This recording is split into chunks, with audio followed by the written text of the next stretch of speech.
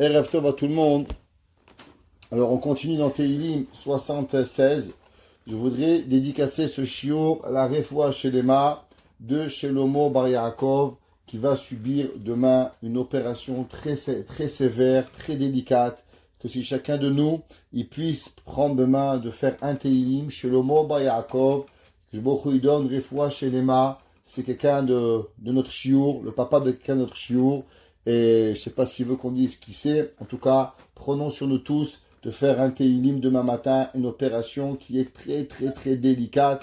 Qu'Akadosh Baruch Hu yishlach lo refoua shelema, lerama hevara v'shasagidav, en narefanalo, zechut HaTorah tagen ba'ado, zechut Torah de ses enfants, qui étudie la Torah, de ses petits-enfants, qui étudie qu'Hachem lui donne une bonne santé.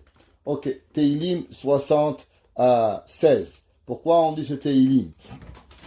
Alors, c'est Goulat Amirato, li Natzel mi Esh Umayim. Tous ceux qui ont peur du feu, qui ont peur de l'eau. En ce moment, le Canada, il est un peu mélangé. D'un côté du Canada, des incendies, de l'autre côté, des inondations. Et nous, on est au milieu. Entre les deux, mon cœur balance. On ne sait pas trop où aller. Alors, si on a peur, Chas v'Shalom, des feux, des incendies, ou bien qu'il y a des inondations, on dit ce Tehillim 76. Un juge, un dayan au chauffette, que ce soit un dayan au bedin, ou un juge à la cour des fois, yom ru terev sheyoshev bedin. Il est bien qu'ils disent au moment où il va juger, qu'ils disent ce Tehillim. Et qu'ils disent aussi une petite prière à propos de ce Tehillim. La prière, elle est comme ça. Beshem Adon Olam veyotzer Akol. Au nom du Créateur et de celui qui a tout créé, et de celui qui a tout fabriqué, Ani, donne son nom, Nichnas Ladoun, je rentre pour juger. Yeratzon milefanecha shekeshem shani nichnas ladin naki. La même façon que quand je rentre pour juger, je suis propre. Ça veut dire quoi propre? J'ai pas de parti pris, je connais pas A, je connais pas B, je connais pas monsieur, je connais pas madame. Je suis propre dans mes actions. Car etze naki. Shelo ivatununi badin. La pire des choses qu'il peut avoir quand on fait un jugement, la Gemara dit que le Beth Amikdash il a été détruit. C'est à cause qu'on est avec le din. On transforme le din. Je vais vous dire, pareil dans une classe. Et là, je m'adresse aux morotes. Souvent, il y a deux enfants. Un enfant, il fait une bêtise. On le punit sévèrement. Le deuxième enfant, il fait la même bêtise. Mais lui, il est plus sympathique. Alors, on le laisse passer. Il faut savoir que Chas Shalom, ça s'appelle Ivut Adin. Il faut savoir qu'on n'a pas le droit de faire ça. Pourquoi? Parce que si on a puni un enfant pour une bêtise, alors le deuxième enfant, il doit avoir une conséquence. On ne peut pas le laisser passer parce que son père et sa mère, ils sont le président ou le vice-président de je sais pas quoi, ou X ou Y raison. Il faut faire attention. Si on pense qu'on ne doit pas punir, alors on ne punit pas les deux. Si on pense qu'on doit sévère, alors on est sévère avec les deux. Ach eshpot kadin vekashura. Il faut juger d'après la halakha et d'après la réalité. Shelo eler bederer akalkalot velo avel talui bin. L'homme, il doit toujours prier que Chas v'Shalom, il ne lui arrive jamais d'erreurs fatales dans sa main. Combien, on va reprendre encore le cas d'un professeur, combien d'enfants en veulent à la vie entière à leur professeur à cause que le professeur a été trop méchant, il les a punis, il leur a fait X, Y, Z. Alors nous sommes des professeurs, nous sommes des enseignants, et il faut faire attention. Pareil, quand on est au Bet Din, il faut être yachar, un homme droit. Il n'y a pas longtemps, il y a un Rav, il était au Bedin, il y a un Rav, il lui a demandé, il y avait deux cas. Alors le Rav, il lui a dit, qu'est-ce que vous pensez? Il dit, je pense que celui-là, il est coupable. Il dit, pourquoi? Quelle est la preuve de la halakha? Il dit, mon cœur, il me dit. Le deuxième Rav, il lui dit, mais je ne comprends pas. Est-ce qu'on juge d'après la Torah, d'après le cœur? Le cœur, il te dit qu'il est chayav. Ça veut dire quoi, ça? Un homme, pour être chayav, il faut des preuves. Il faut suivre un Shulchan Aruch, un code de loi, pour dire chayav ou patour. Je sens pas le monsieur, je pense qu'il est chayav. Chas v'Shalom.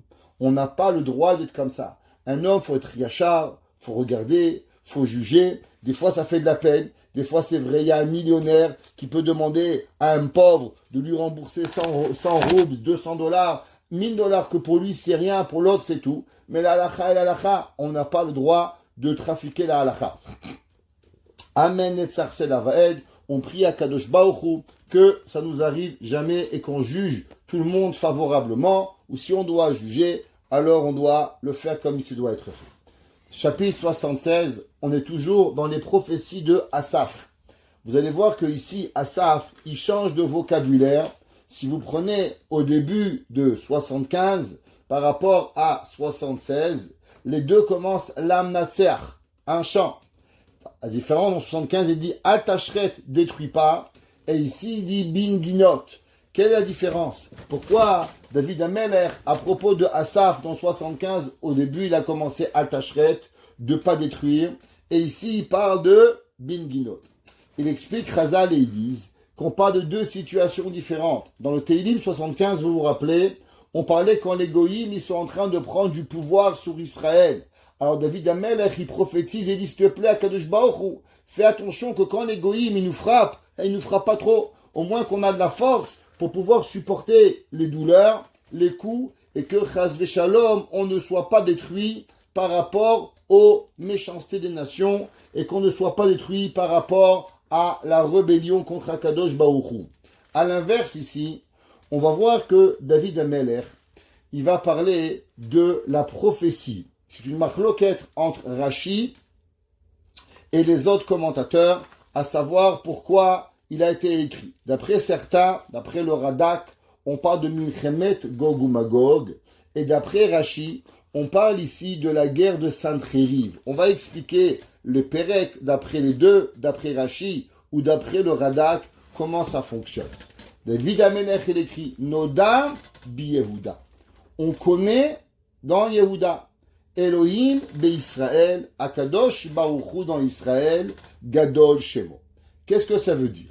Alors il dit le Mefarshim, ils expliquent qu'on sait qu'il y avait deux peuples. Il y avait dans le Ham Israël, il y avait ce qu'on appelle la Galilée, et il y avait la Judée. Il y avait Malchut Israël et Malchut Yehuda.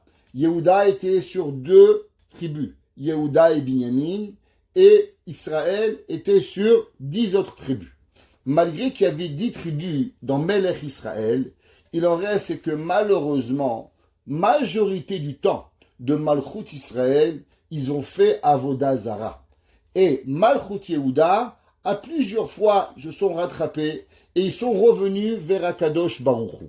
David Amelech, il dit, quelle est la raison pourquoi Yehuda, il connaît plus et il fait moins de Avodah Zara? Du fait qu'ils étaient proches du Beth Amikdash. Alors ils voyaient les miracles. Du fait qu'ils voyaient les miracles, alors Akadosh Baruch Hu était plus reconnu. Noda bi Yehuda Elokim. En Yehuda, on pouvait reconnaître Akadosh Baruch Hu beaucoup plus grand.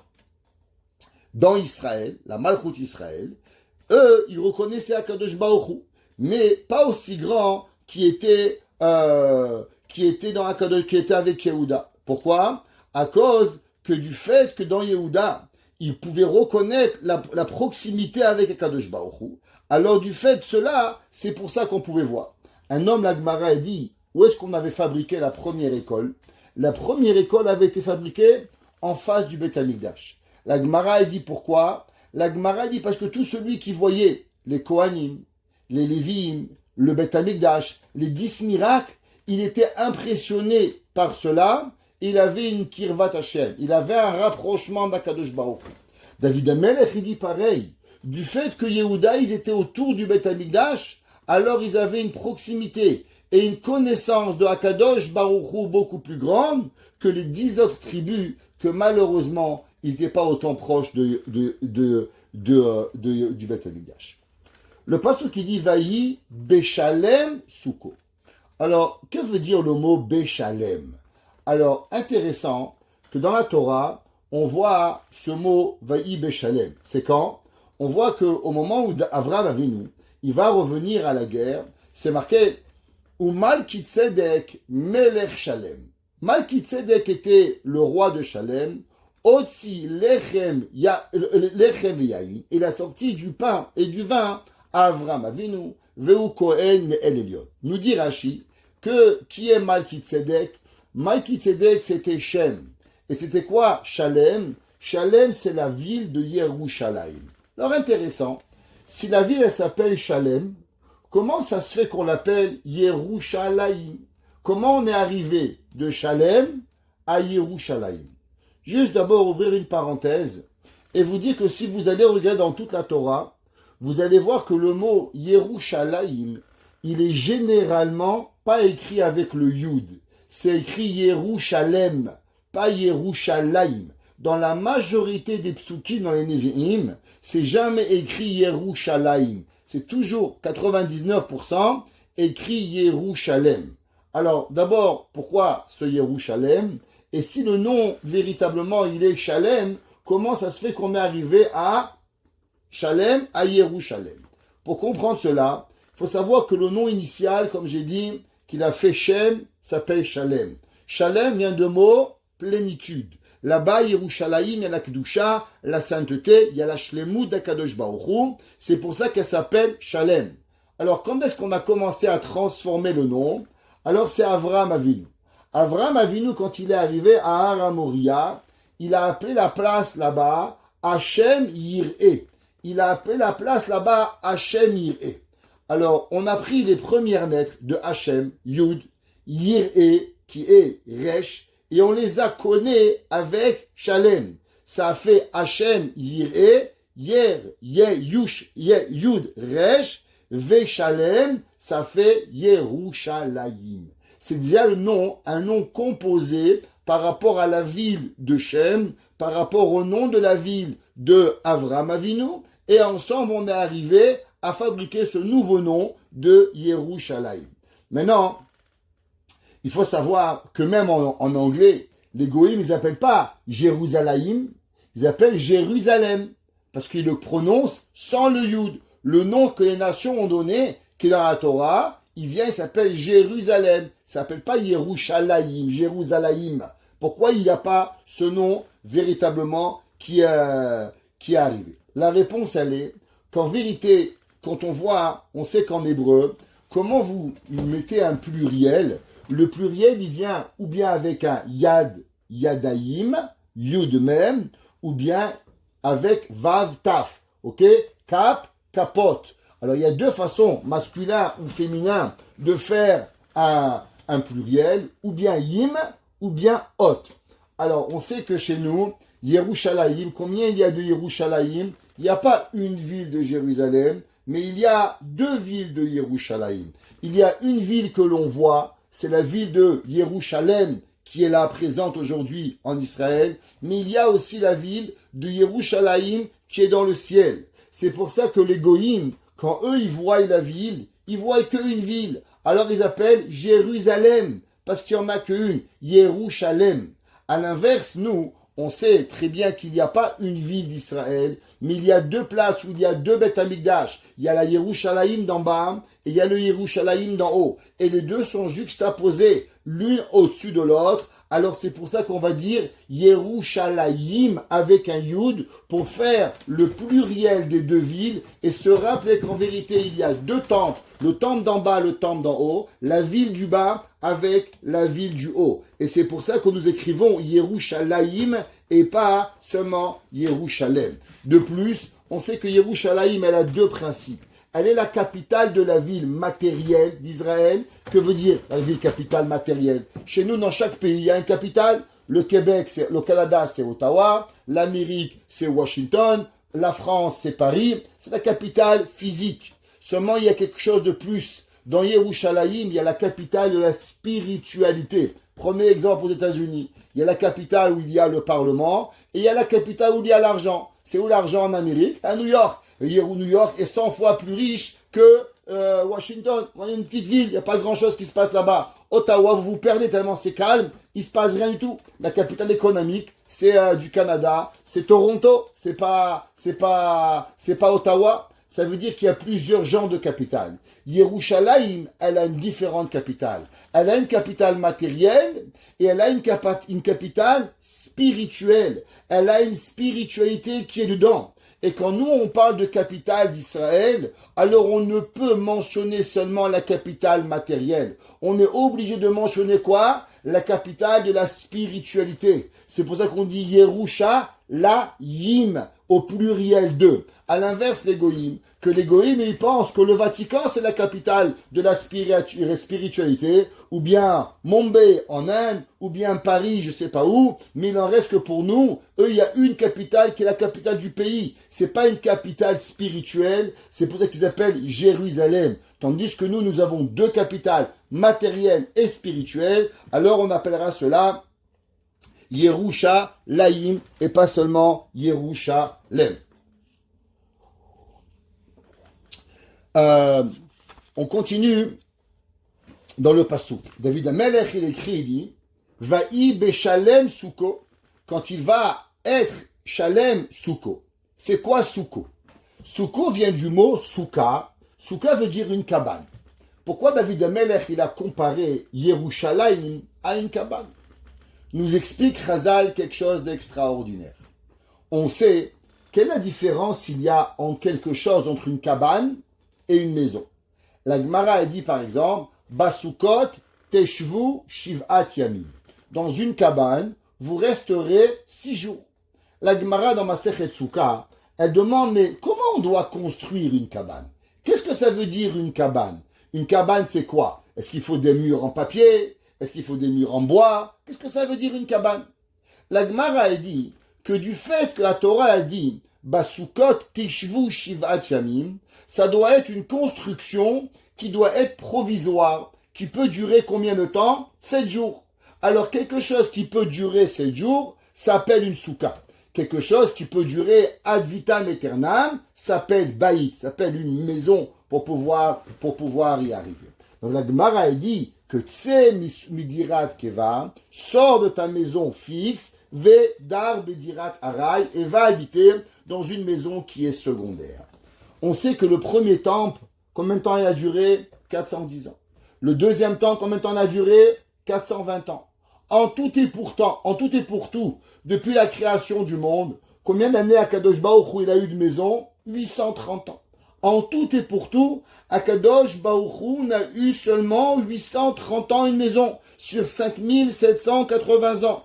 Si vous rajoutez les 38 ans du Mishkan, alors vous faites 830 plus 30, ça fait 860. 868 ans, Akadosh Baruch Hu a eu de maison, ad vitam aeternam, ça s'est arrêté là. 800, c'est quoi 868 ans? Sur 5783 ans. 10 Chazal, du fait que Akadosh Baruch Hu, sa maison, elle ne s'appelle pas une maison, du fait qu'elle n'est pas éternelle, du fait elle a été seulement passagère. Premier Beth Amikdash, deuxième Beth Amikdash, elle n'a pas été complète, elle n'a pas resté entièrement. Alors c'est pour ça qu'il dit Hachem, David Amelech, Vaï beshalem souko, que le Beth Amikdash, il s'appelle comment? Il s'appelle souko. Ou me'onato betzion, et que la chambre de Akadosh Baruch Hu, elle s'appelle Tzion. Qu'est-ce que ça veut dire? On avait déjà appris à plusieurs reprises, qu'il y a plusieurs noms dans Yerushalayim. Il y a Yerushalayim et il y a Tzion. Quelle différence il y a entre Yerushalayim et Tzion? Yerushalayim, c'est ce qu'on appelle l'aspect extérieur de la sainteté. Vous vous rappelez, on avait dit, ça s'appelle le Or Makif. Et il y a ce qu'on appelle le Or Penimi. C'est quoi le Or Penimi? La lumière intérieure. Alors malgré que les ennemis d'Israël vont détruire Yerushalayim, mais Akadosh Baruch Hu va toujours garder quelque part un petit peu sa place pour pouvoir vivre à l'intérieur dedans. Nous dit le Zohar quelque chose d'incroyable. Qu'est-ce qui s'est passé au moment de la construction du monde, qui est vraiment intéressant de lire ce Zohar. Nous dit le Zohar qu'au moment où Akadosh Baruch Hu, il a construit le monde, au moment où Akadosh Baruch Hu, il a construit le monde, alors Hachem, il a créé une petite cabane. Et dans cette cabane, Akadosh Baruch Hu, il a demandé, il a dit, s'il te plaît, nation du monde, ne faute pas afin que ma petite maison, elle ne soit pas détruite. Quand Akadosh Baruch Hu, il a vu le temple, il a dit, waouh, s'il te plaît, enfant d'Israël, gardez la maison pour que la maison soit belle et qu'elle reste à tout jamais. Au moment où on a détruit la maison d'Akadosh Baruch Hu, alors Akadosh Baruch Hu, il est venu et il a dit, il a demandé, s'il vous plaît Israël, faites ensemble, faites en sorte que la maison soit reconstruite. Nous dit le Midrash, dans Midrash Shechartov, Amar Rabbi Berachia, Bitrilat Briato Shel Olam, au début de la création du monde, Asa Akadosh Baruch Hu Beirushalayim Souka. Akadosh Baruch Hu, il a fait une petite souka. Kaviachol Shaya Mitpalel Bitocha. À l'intérieur de cette souka, qu'est-ce que Dieu faisait? Eh bien, Dieu y priait. Quelle prière il faisait à Kadosh Baruch Hu? Yiratzon sheyu osin banai retzoni kede shelo achi ve'beti u'mikdashi. S'il vous plaît, les enfants du monde, gardez vos actions. Volez pas, tuez pas, respectez le monde, respectez vos parents, aimez-vous les uns les autres, de façon à ce que je n'ai pas besoin de détruire le temple. Quand malheureusement, on a détruit le temple, alors on est arrivé dans Echa, comme c'est marqué, Vayachmos kagan suko shichet moado. C'est marqué dans Echa, qu'on va lire malheureusement dans 3 semaines. Qu'est-ce que c'est marqué? Vayachmos, il a détruit kagan suko, Akadosh Baruch Hu le champ, comme sa souka. Mais comme Shaya mitvade bitfila, l'endroit où Akadosh Baruch Hu, il gardait pour prière. Vikivan shecharev. Et maintenant que le temple est détruit, ou mitpalel, quelle est la prière quotidienne de Dieu? S'il vous plaît, mes enfants, Akadosh Baruch Hu, il prie et il supplie l'humanité humaine. S'il vous plaît, faites votre tchouva, rapprochez-vous de Dieu. Shekarev binyan beti umikdashim, et afin que je puisse reconstruire le temple. Venir etam ademita, shenikra bet amikdash suko. Et là, il dit le Midrash, quelle est la raison pourquoi il s'appelle Souko? Comme on a expliqué, du fait qu'une souka, c'est quelque chose de provisoire et pas quelque chose de fixe. Aval et atid. Mais quand Beth Amikdash Ashlishi va venir, qu'on sait qu'il va être pour toujours, alors le pasuk il écrit Azid Kayem ou Me'onato. C'est quoi Onato? C'est son moment, sa vie Betzion. Là, Kadosh Baruch Hu dit Nachon Ye'ar Bet Hashem Berosh She'arim. Ainu Bayit Shu Bet Kavua. Dit le Midrash, à ce moment-là, Kadosh Baruch Hu, il va avoir une maison qui va être véritablement pour pouvoir exister et pour pouvoir vivre tout le temps. Le pasuk qui continue, et il dit dans pasuk Dalet, Shama Shibar Rishpe Kachet. De quoi on parle? Alors, sur ça, il dit qu'à Yerushalayim, il a cassé les flèches de feu. Rishpe Kachet, ce sont les flammes de feu. Rashi dit, le problème avec ce pasouk, c'est qu'on n'a jamais trouvé de guerre dans les portes de Yerushalayim. Quand est-ce qu'il y a eu les portes de Jérusalem qui ont eu des guerres avec des flèches? Et il dit Rashi qu'on doit parler de la guerre de Chizkiyahu. Juste pour vous rappeler un petit peu qui était Chizkiyahu Amelech.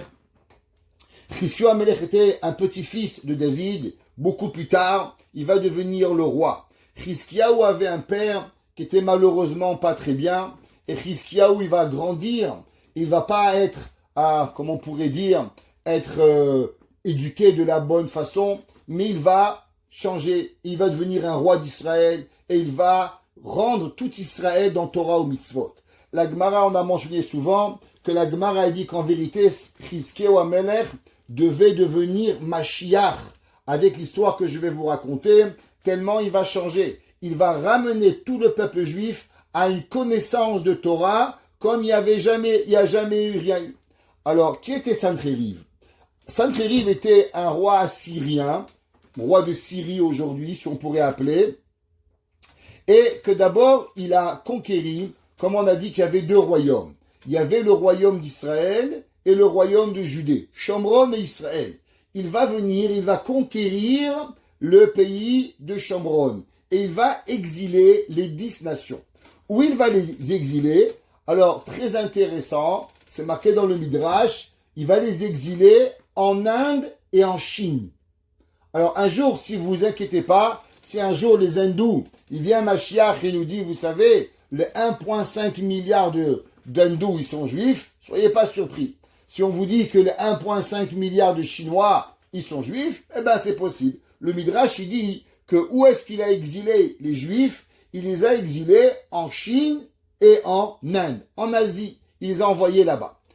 Après 9 ans qu'il a exilé Israël, les 10 tribus d'Israël, il est revenu et Sancheriv est revenu en Israël. Il faut comprendre que Sancheriv, qu'est-ce qu'il a fait? Il a joué à un jeu et il a exilé l'humanité. La Gemara dit qu'est-ce qu'il a fait Sancheriv? Pendant ces 9 ans-là, il va régner sur tout le Moyen-Orient, sur toute la Méditerranée, le bassin méditerranéen, et il va bouger chaque pays. Il va mettre l'Iran en Irak, l'Irak en Belgique. Il va tourner tous les peuples de la terre. Pourquoi? De façon à ce que tout le monde se sent insécure et qu'il n'y a aucune rébellion qui va venir et qui va se rebeller contre Israël. Il y a des halakhot qui viennent de là. Entre autres, qu'est-ce qui se passe si un peuple, il vient et il dit « Je suis de la nation de Ammon ou de Moab », malgré qu'en vérité, on ne peut recevoir de conversion un Ammon ou un Moab.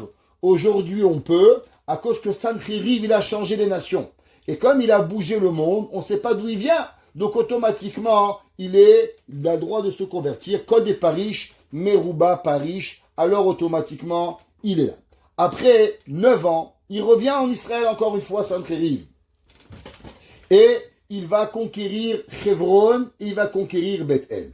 Quand il va arriver à Yerushalayim, il va vouloir détruire les murailles de Yerushalayim et de conquérir Yerushalayim. À ce moment-là, il va, bien sûr, les Juifs vont se mettre sur la muraille et vont vouloir combattre Sancheriv.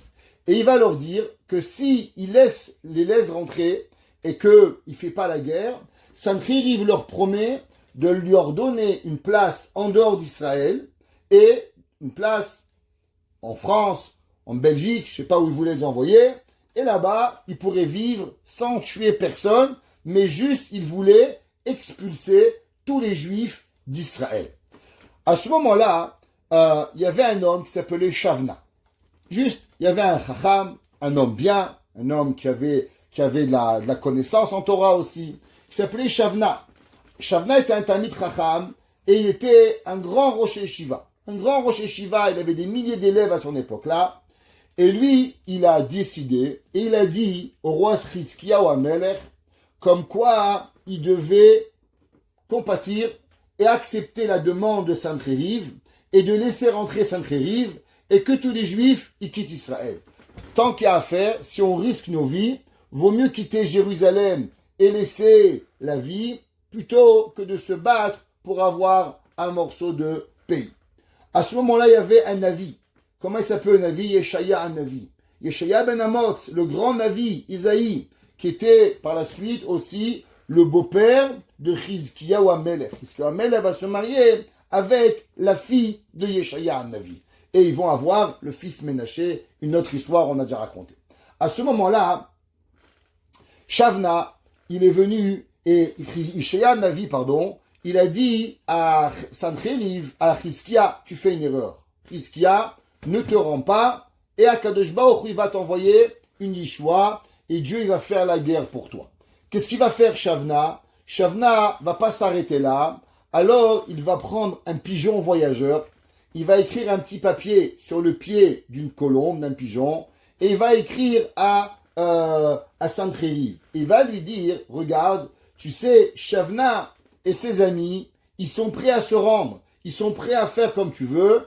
La seule chose qui dérange, c'est le roi Chizkiyahu, et que lui, il ne veut pas se rendre. Chizkiyahu HaMelech, il a une obligation en tant que roi d'écouter le Navi. Le roi, aussi grand qu'il est, mais il a l'obligation d'écouter le Navi, le prophète. Le prophète, il parle avec Akadosh Baruch Hu. Alors Yeshaya Navi lui a dit, interdit.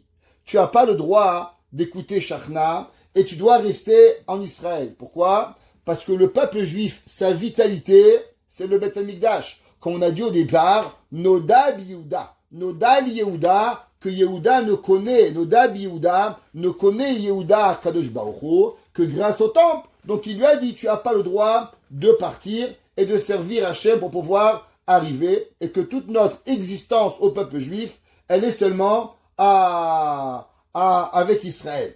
Chizkiyahu HaMelech, alors il a accepté et il n'a pas donné le peuple juif à Sancheriv. C'est marqué qu'au milieu de la nuit, Alors, il est arrivé, il y a une machloket entre le psukim et le midrash. Il y a combien il y avait? Il y avait 185 000 soldats qui entouraient Jérusalem. D'après le midrash, c'était pas 180 000 soldats, mais c'était 185 000 généraux. Et chaque général avait des soldats. En tout, il y avait 1 milliard de soldats. D'après le midrash, comme ça c'est marqué. Mais d'après les psukim, si on lit littéralement les versets, c'est marqué 185 000 soldats. À ce moment-là, ils sont tous partis dormir en se disant que demain matin, ils vont aller et ils vont faire la guerre. Et là, il s'est passé que malheureusement, le matin, ou bien heureusement plutôt, le matin, ils ne se sont pas réveillés. Combien ils se sont réveillés? Il y a une marloquette dans la Gemara. Est-ce qu'ils se sont réveillés 10 ou 14?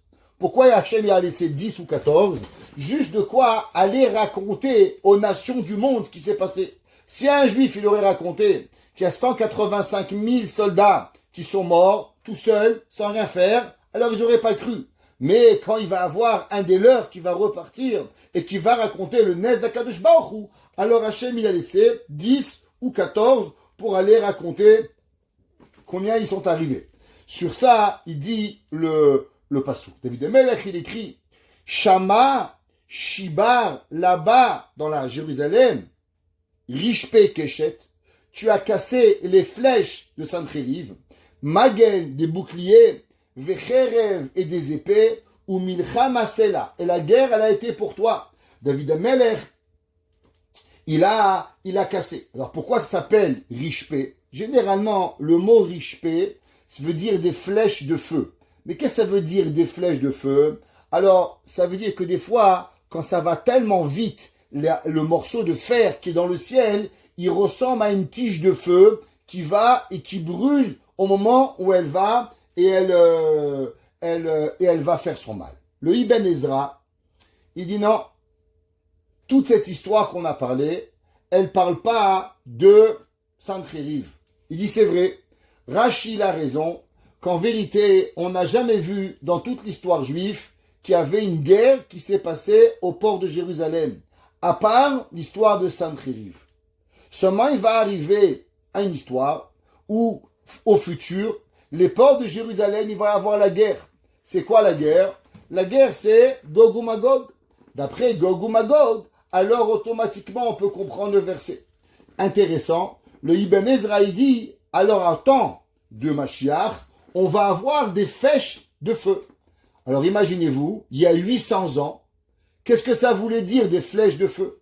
Aujourd'hui, on comprend, une balle de pistolet, c'est une flèche de feu. David Amelech, il écrit du Shama, là-bas, Shibarish Pekeshet.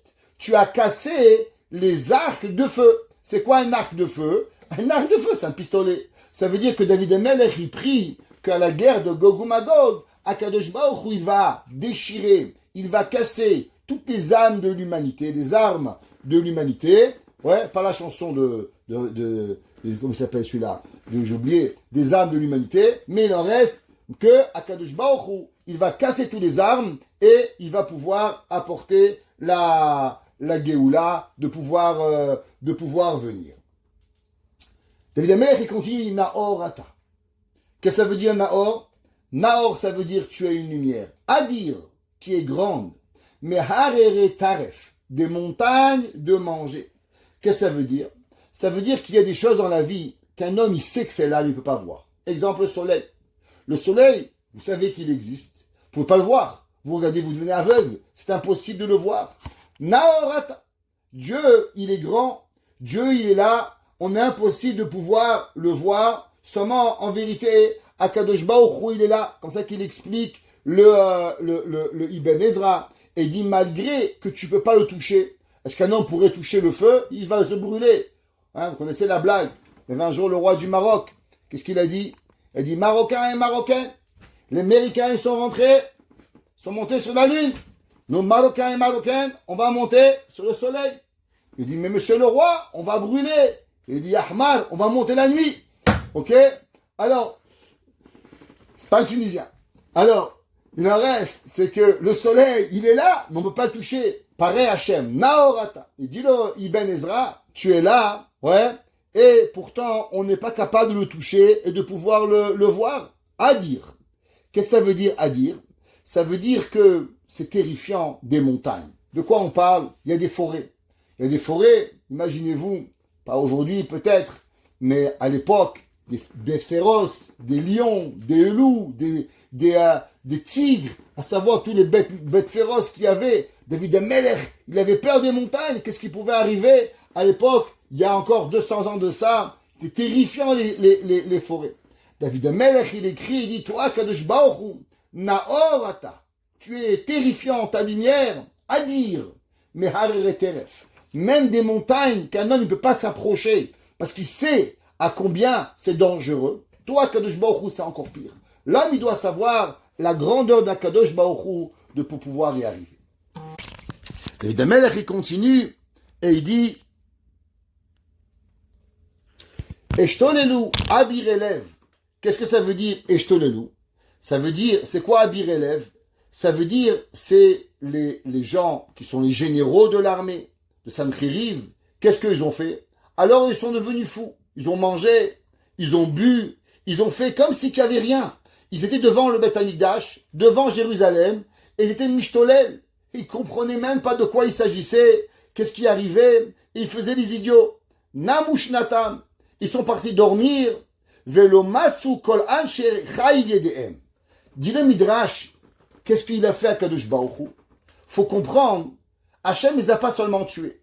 D'abord, le malach, il est venu, il leur a coupé les mains. Et quand ils se sont réveillés, ces 180 000 soldats, ils se sont réveillés sans main. Et ils ont voulu prendre leur épée, ils ont voulu prendre leur glaive pour pouvoir aller faire la guerre, ils se sont retrouvés sans rien. Dit le verset, Velomatsu kolanche chai yedehem. Et tous les soldats n'ont pas trouvé leurs mains. Akadosh Baruch Hu, avant de mourir et de tuer ces 185 000 soldats, Akadosh Baruch Hu, il a voulu leur faire montrer qu'ils ne sont pas seulement morts d'une mort naturelle, en dormant, mitat neshika. Akadosh Baruch Hu les a réveillés pour faire montrer qu'en vérité, il y avait la main d'Akadosh Baruch Hu qui était là. Et il continue le passouk et dit, Miga'aratecha Elohei Yaakov.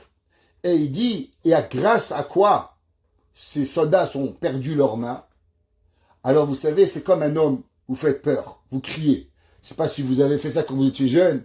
Alors, quelqu'un il rentre à la maison, vous lui criez. Ce qu'il y a dans les mains, il le fait tomber. Pourquoi? Il perd ses mains. Qu'est-ce que ça veut dire? C'est que quand il a peur, il n'a pas le contrôle de ses mains. Dit David Amelech, Kamachal, tu sais comment les mains des soldats de Sancheriv sont tombées?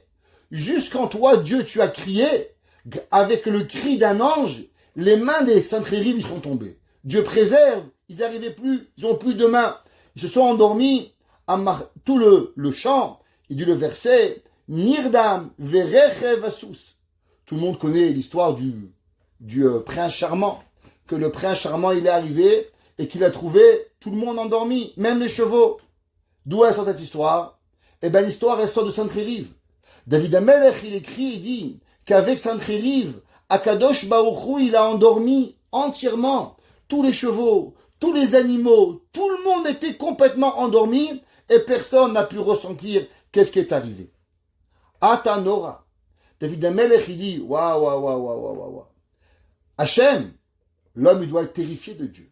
Akadosh Baruch Hu il doit savoir à combien ce concept qu'un homme il peut s'endormir, être sûr de pouvoir gagner et le lendemain de tout perdre.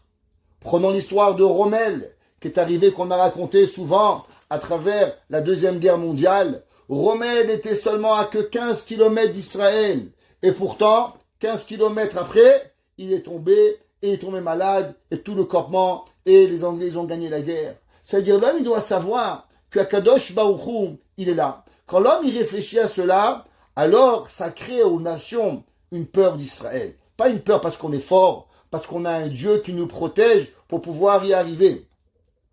David Amelech il dit Umiya amod lefanecha. Quand on écoute ça, qui est l'homme qui va se mettre debout devant Akadosh Baruch Hu? Mais azapecha, au moment où Haz Veshalom, Dieu il s'énerve sur quelqu'un, comme c'est marqué dans Asia-Shir. Dans Asia-Shir, il y a marqué Teshalach, Haron, Haronecha. Envoie ta colère, sur les nations, des nations du monde. Havé Shalom, si Hachem il envoie, alors automatiquement, Aznival ou Alou fait Edom, Hazemora, Namog ou Kol, Kenan, toutes les nations du monde, elles ont eu peur de la colère de Dieu à l'ouverture de la mer Rouge. Dit David Amelech. Et comment Yeshaya Navi, il a pu prendre cette décision? Venons, on va réfléchir 2 minutes. Il y avait Shavna. Shavna, il a raison. Il y a un temple. Il y a des millions de juifs en Israël. Qu'est-ce qui va arriver? On va mettre la vie de milliers de juifs pour un temple? Mais d'après la halakha, c'est pas sûr qu'on a le droit de mettre la vie d'Israël en danger. Alors, Shavna, il a raison. Comment il a pris Yeshaya Navi cette décision de dire à Chizkiyahu, non Chizkiyahu, tu sais quoi? Tu vas faire la guerre. Tu vas attendre et Dieu il va venir, il va te sauver. Il dit le pasouk, Mishamaim Ishma'at Adin. Il dit c'est vrai. Dans la notion humaine, un homme il réfléchit bien ou mal, il doit réfléchir le moins pire des deux. Mais il y a des prophètes. Les prophètes, lui, il choisit pas. Quand un avis il écoute, alors il entend d'Akadosh Baruch Hu. David Amelech il dit, tu sais qu'est-ce qui va arriver à Yeshaya? Mishamai Mishma'at Adin. Du ciel, tu vas écouter quoi? Tu vas faire entendre. Eretz Yarea Veshakta. Comme la terre, elle va avoir peur et elle va se taire. Qu'est-ce que ça veut dire? Eretz Yarea Veshakta. La Gemara dans Masechet Shabbat, elle dit qu'est-ce que ça veut dire? Eretz Yarea Veshakta. Il dit la Gemara, à cause que tout le monde vous connaissez, qu'au moment où Akadosh Baruch Hu il a demandé aux nations du monde, est-ce que vous voulez recevoir la Torah? Toutes les nations du monde, qu'est-ce qu'elles ont dit? Elles ont dit non. Alors, la terre, Yarea, il lui manquait qu'une nation. Une seule nation, est-ce que Israël va accepter la Torah? La terre, Eretz Yara, la terre entière, elle a tremblé. De quoi elle a tremblé? Elle s'est dit, regarde, si malheureusement, le peuple d'Israël accepte la Torah, on a une vie. Mais si Israël n'accepte pas la Torah, alors le monde entier va être détruit. Alors, Eretz Yara, l'humanité, tout ce que Hachem il a créé, Yarea, il a eu très peur. Et au moment où Am Israël a dit, Naase venishma, dit la Gemara, Shakta. La terre, elle s'est calmée, elle a eu Dieu. Ça veut dire que de la même façon qu'Hachem, il envoie des Nevi'im pour donner à Israël, comment c'est possible? On pourrait se poser une question, comment Hachem il peut donner une force pareille à un humain? Qu'un humain, il va décider de la vie d'autres humains? Comment Kadosh Baruch Hu peut parler lui-même à un homme de lui donner, fais pas la guerre, fais la guerre, ne t'inquiète pas. A priori, c'est quelque chose d'incroyable que Dieu parle à un humain. Comment c'est possible que Kadosh Baruch Hu il peut faire cela? Alors vous vous rappelez, on a dit, ce qui était au cours dimanche soir, on a dit que Vayichulu Hashamayim ve'aretz, que tout celui qui dit Vayichulu, il devient partenaire à la création du monde. Ça veut dire qu'il y a certaines personnes qui sont en partenariat à la création du monde. Entre autres, Israël. Israël, au moment où il dit Naaseh venishma, alors il devient partenaire à Kadosh Baruch Hu, parce que grâce à Israël, le monde, il a existé. Donc si au moment où on dit Naaseh venishma, grâce à nous, le monde, il a existé, alors on a un droit sur l'humanité. On a un droit que Kadosh Baruch Hu, il nous parle. Pas sur les autres humains. Ils font ce qu'ils veulent, nous on ne décide pas. Celui qui veut devenir un éléphant, une vache, une girafe, il vient ce qu'il veut. Il veut devenir un LGBTQ, PRQRST, UVWXYZ, avec une trompette de cornes, ça lui fait plaisir. Qu'est-ce qu'il a envie? Ça dérange pas Israël. Mais comment Hachem il nous parle à nous? Nous, comment on peut avoir la volonté qu'Hachem il nous parle? Akadosh Baruch Hu il nous parle à cause qu'on a mérité que le monde se repose sur nous. Eretz Yara Veshakta. Du le pasuk Mishamay Mishmat Adin. Du ciel, tu as fait entendre ta prophétie. Et si tu demandes, mais comment Hachem il se mêle de la prophétie du monde? Laisse le monde aller. Non. Eretz Yara Veshakta. N'oublie pas que qui c'est qui a calmé la terre? C'est Israël qui a calmé la terre. Juste, on a parlé souvent de la force de la Torah. Qu'est-ce que c'est la force de la Torah? On a ramené souvent, vous savez, que c'est marqué dans la création du monde. Vaï ere vaï boke yom echad. Vayere vayiboke yom sheni, vayere vayiboke yom hashishi. On avait dit pourquoi il y avait un hé en plus. Le hé en plus, c'est lui qui a dit attention, il faut faire une condition avec le monde. Si la Torah, le peuple juif, il accepte, très bien, sinon, alors le monde, il va venir et il va être détruit. Je vais vous poser une question. Comment le peuple juif, il a su qu'il fallait dire Naaseh Venishma? Comment il a eu cette idée de pouvoir dire Naaseh Venishma? Il y a un Rav qui a dit, c'est simple. Akadosh Baruch Hu en disant Vayi'ere vayiboke yom hashishi. Alors tous les juifs du monde se sont posé la question, pourquoi il y a un hé en plus? Et tout le monde, il a compris qu'en vérité, la création du monde a été sous condition. Ça veut dire que ce qui a donné à Israël pendant 400 ans en Égypte, pendant la galoute, pendant les exils, de dire Naaseh Venishma 40 jours après la sortie, c'est à cause qu'on a lu Vayi'ere vayiboke yom hashishi. Ça veut dire que tout le mérite de l'univers, depuis le début de sa création, jusqu'à la fin de sa création, on la doit à quoi? On la doit à une seule lettre. Quelle lettre? La lettre He. C'est pour ça que c'est marqué dans le passou Kibeya Hashem Tsurolamim. Qu'Hashem, il a créé le monde avec deux lettres. La lettre Yud et la lettre He. Qu'est-ce que ça veut dire la lettre Yud et la lettre He? Alors la lettre Yud, bien sûr, elle représente le Yesh. Qu'est-ce que ça veut dire le Yesh? Le Yesh qu'on a expliqué au cours aussi de dimanche, qu'en vérité, il y a un Yesh Me'ayin. Hachem avait rien, et il a créé quelque chose. Donc le Yud, il représente l'existence, il représente un rien, une petite lettre dans quelque chose. Quand vous prenez un papier, vous mettez une tache, c'est quoi? Une tache, c'est un Yud, c'est quelque chose qui existe. Ça provient du Yesh. Qu'est-ce que c'est le He? Le He, c'est la condition. C'est quoi une condition? Une condition, c'est qu'il a deux conséquences. C'est pour ça qu'il y a dans le He, il y a deux ouvertures. L'ouverture à gauche et l'ouverture à droite. Ça veut dire que pour pouvoir que le Yud, il existe, le Yesh, il existe, alors le Yesh, il a besoin que le He, il puisse exister à condition que la condition du He, elle va venir. Ou bien on prend à gauche, ça veut dire qu'on prend l'ouverture et on accepte la Torah, ou bien on descend en bas et le monde, il va être détruit. Ça veut dire que si là, mais un jour, il se pose une question, à combien elle est profonde une lettre de la Torah? Eh ben, il me dit Rav Yaakov Meir Shechter que l'homme, il a juste à réfléchir.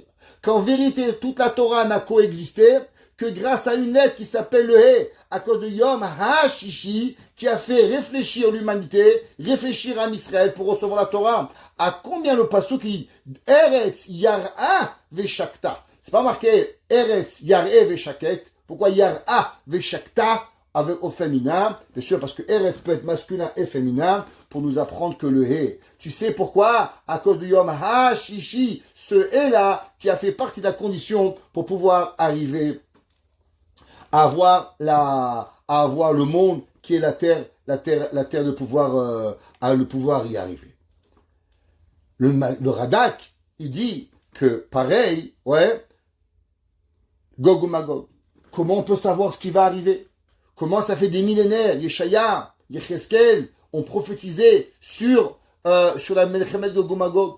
Aujourd'hui, on sait, on est à deux doigts d'un fou, Poutine, ouais, qui peut appuyer sur un bouton, peut déclencher une guerre atomique.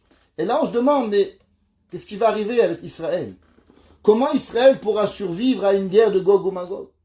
Et la vérité, en vérité, un homme normal, ou bien un juif, ou bien il est suicidaire, ou bien il est fou, mais un homme normal ne devrait plus rentrer chez lui, il devrait creuser chez lui un bunker, prendre toutes ses économies, vendre sa maison à Miami, vendre sa Mercedes, vendre sa Ferrari, et se construire un bunker anti-nucléaire, et vivre là-bas jusqu'à la fin de la guerre. On est à deux doigts, c'est ce qui va arriver, comment on peut vivre?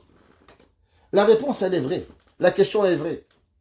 Si c'est pas qu'on a une promesse, que les Nevi'im, ils ont dit, qu'en vérité, tout celui qui a la Emouna, tout celui qui croit à Kadosh Baruch Hu, alors à Kadosh Baruch Hu, il va le sauver de Milchemet Gog ou Magog. Tout celui qui fait le Shabbat, la Gemara dit Kol HaShomer Aneget Shabbat, tout celui qui fait le Shabbat et qui enjoy le Shabbat, qui fait profiter le Shabbat, alors il est sauvé de Mitzol Milchemet Gog ou Magog. Si on n'a pas ces promesses-là, ben il faut vendre la maison, prenez votre maison, vendez-la, allez vous acheter un bunker en plein milieu des provinces du Canada, et sauvez-vous. Demande le Navi, demande le Rada, comment tu manges, comment tu bois, comment tu peux exister. Tu n'as pas peur? Bien sûr, j'ai peur. Tu sais pourquoi? À cause din eretz yarea veshakta. Parce qu'Akadosh Baruch Hu, il a permis au prophète à travers Gog ou Magog pour pouvoir y arriver. Pasuk Yud. David HaMelech, il écrit et il dit, tu sais, qu'est-ce qui arrive? Béhémet, qu'est-ce qui fait que l'homme, il n'a pas peur? Ouais, il a la émouna. Comment on a la émouna avec Akadosh Baruch Hu? Bekum la mishpat Elokim. Quand Dieu, il va se lever et il va faire le din. C'est quoi le din?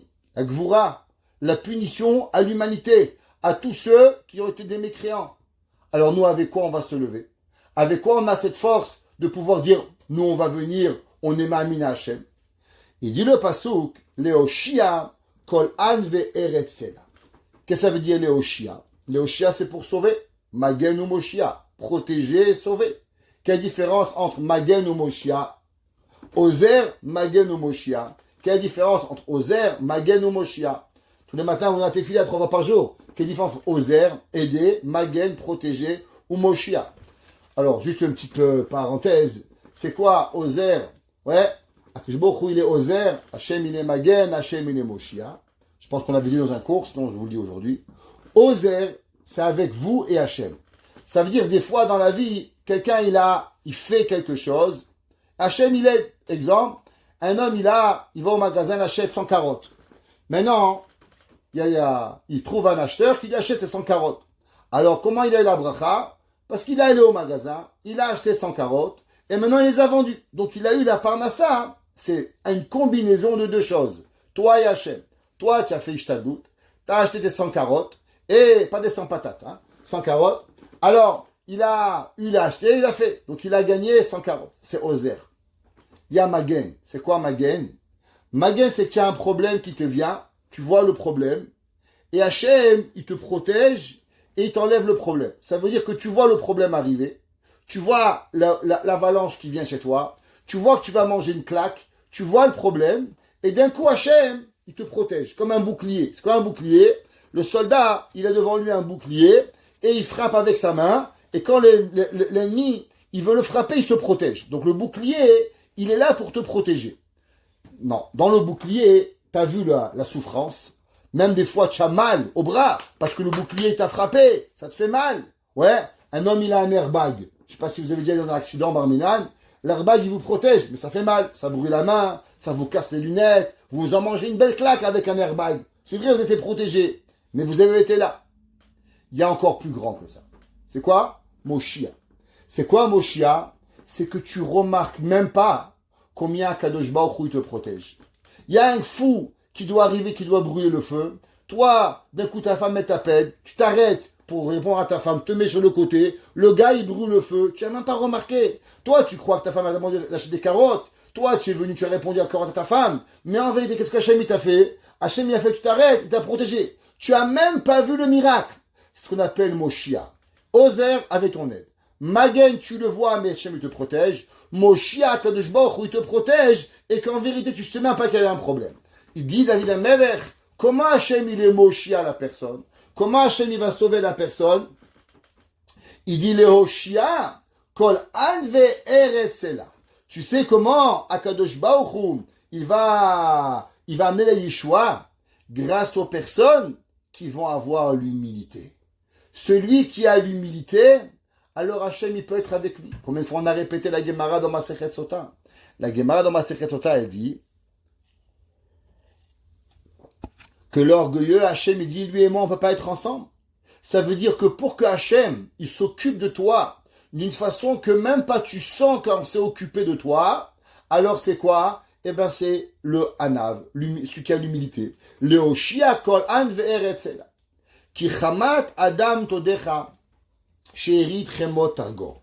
Qu'est-ce que c'est? Un homme qui est plein de colère. Les ennemis d'Israël, ils se fâchent avec Israël. Hitler, il marche mort. Isabelle la catholique. Ouais, tous ses ennemis. Ils avaient de la haine contre Israël. Et qu'est-ce qui se passe? Qu'est-ce qui fait quand un homme, il se fâche contre Israël? Vous savez qu'est-ce qui se passe? David HaMelech, il dit, en vérité, l'homme, quand il voit que les ennemis d'Israël, ils se fâchent, il y a une seule chose qui doit se rappeler. Que la colère de Dieu, elle vient seulement parce qu'on ne remercie pas assez Hachem. Chamat ki chamat Adam. Parce que la colère d'un homme, tu sais pourquoi elle vient? Todecha.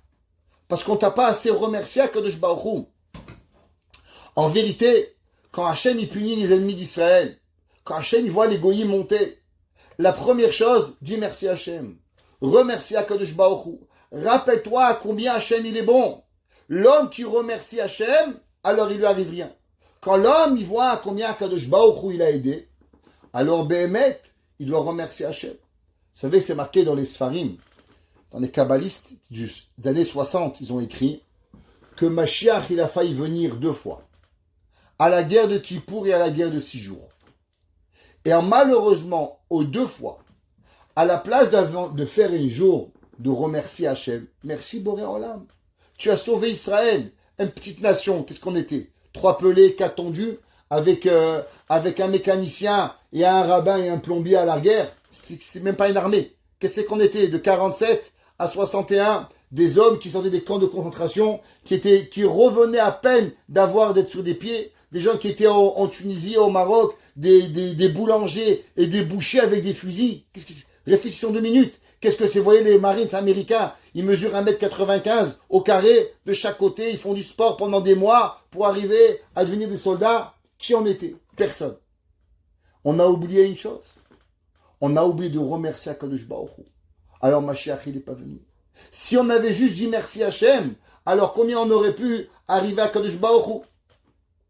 Un Israël ne doit jamais oublier Hodou l'Hachem Kitov. Parce que même quand il y a du mal, c'est là qu'il doit remercier Hachem. Et quand il remercie Hachem, alors tout lui arrive du bien. Chez Erit Chemot Argo. Que quoi? Que même s'il y a encore beaucoup de colère dans les nations du monde, ouais, mais quand ils vont voir comment un Israël, avec sa prière, comment il est capable de pouvoir repousser les armées les plus fortes avec la prière. Alors David Amelech, il dit que chez Erit Chemot Argor, le remerciement d'Israël va faire que le reste des nations, ils vont être Argor, ils vont être fermés, ils vont être complètement arrêtés, complètement pour pouvoir de pouvoir y arriver. Rabbeinu Yonah Chirundi, dans le Sha'ar Dalet, c'est le quatrième partie, quatrième Perek de Sha'ar Teshuvah. Dans le Perek, dans le Hot Yud Bet. Là-bas, il dit, qu'est-ce que c'est ce pasouk? Chez Erit Chemot Targo. Il dit David Rabbeinu Yonah qu'un homme, que malheureusement il a des souffrances. Qui en a pas? Shiduchim, Parnassa, Shlom Bayit, chacun avec ses problèmes. Hein? Il n'en manque pas des problèmes. Celui qui lui en manque, qui peut regarder le voisin, il va comprendre. Ok? J'y crois pas. Barminan. Chacun de nous avec ses propres problèmes. Alors, généralement, l'homme qui a des problèmes, qu'est-ce qu'il dit? C'est pas juste. C'est pas juste. Ah, c'est pas juste. Pourquoi moi j'ai pas de problème? Et là, il y a un homme, il m'a appelé hier. Il m'a dit, Rabbi, pourquoi chez les autres tout va bien, chez moi qui va mal? Je dis, monsieur, dans quel livre vous vivez? Dans quel Walt Disney vous vivez? Même chez Mickey Mouse, c'est des problèmes. Minnie ne veut pas se marier avec Mickey. Et Donald, il n'est pas content, il n'a pas de femme. Je dis, même dans Mickey Mouse, dans Walt Disney, il y a des problèmes. Dans quelle vie vous vivez? Il dit, ouais, mais chez les autres, c'est tout bien. Il n'y a que chez moi des problèmes. Je dis, monsieur, ou vous êtes aveugle, ou vous êtes bête. Mais entre les deux, je ne sais pas comment vous vivez. Ok? Rabbeinu Yonah, il dit, quand un homme, il a des problèmes, alors de dire, c'est pas juste. C'est pas la façon de faire à avoir. Pourquoi? Parce que Yov, il a dit ça. Yov, ouais, il a dit c'est pas juste. Hachem, il a dû le protéger, sinon il serait tombé. L'homme, il doit remercier Akadosh Baruch Hu pour tout ce qu'il a, dans le bien, dans le mal, c'est pas important. L'homme, il doit remercier Akadosh Baruch Hu. Rabbeinu Yonah, il dit ki chamat Adam. Il dit que même si la personne qui a des souffrances, elle remercie Hachem, s'il remercie Akadosh Baruch Hu même sur le mal en disant, sûrement j'ai fauté, sûrement Hachem m'a fait quelque chose pour mon bien, pour pouvoir y arriver. Bien sûr, l'homme, il ne doit pas jamais demander des malheurs. Jamais l'homme, il demande des malheurs à Dieu.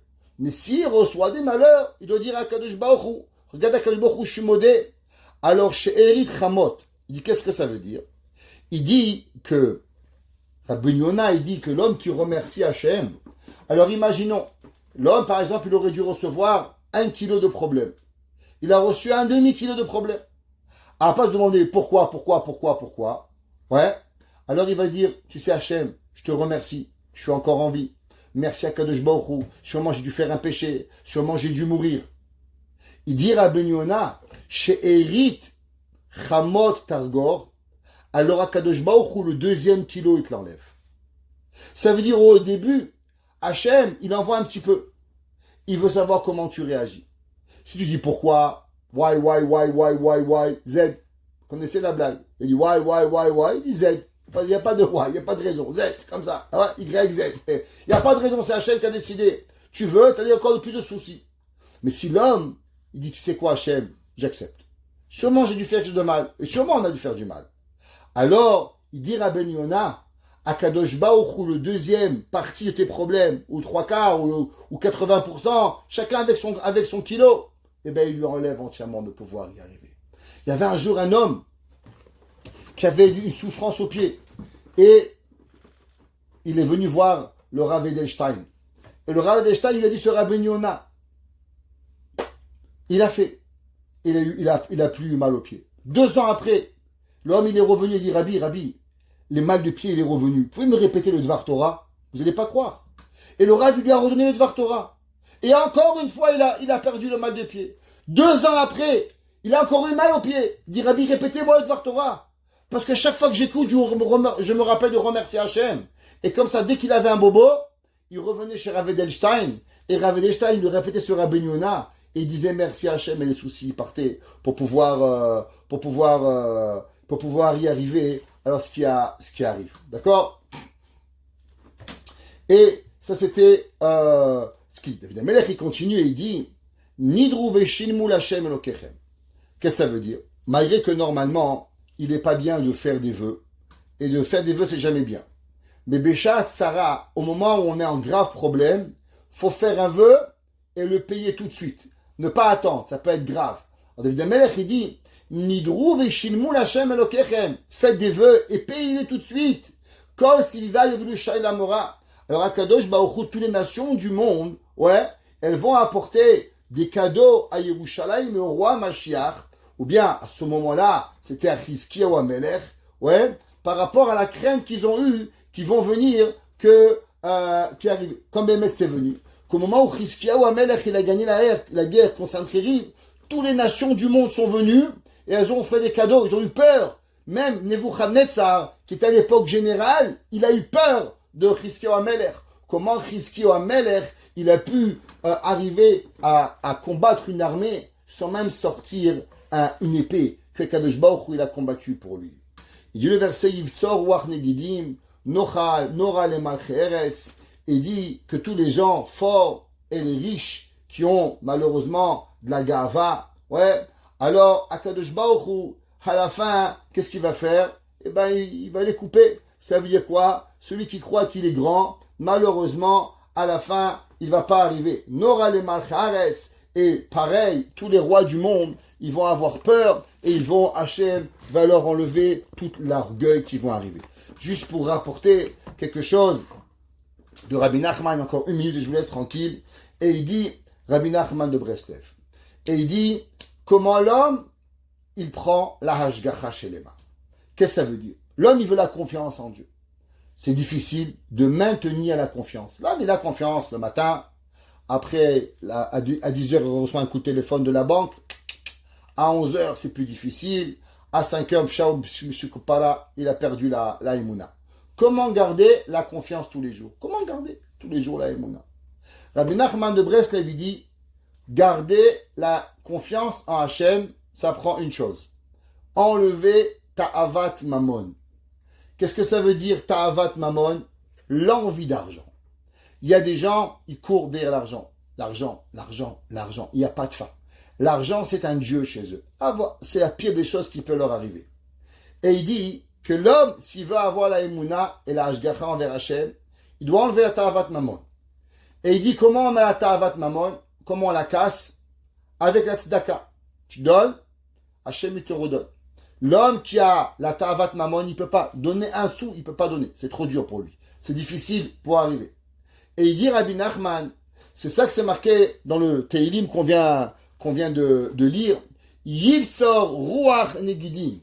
Il dit, qu'est-ce que ça veut dire, Yivtzor à la fin? Qu'Hachem, il va casser Ruach Negidim, Nora le Malchi Eretz.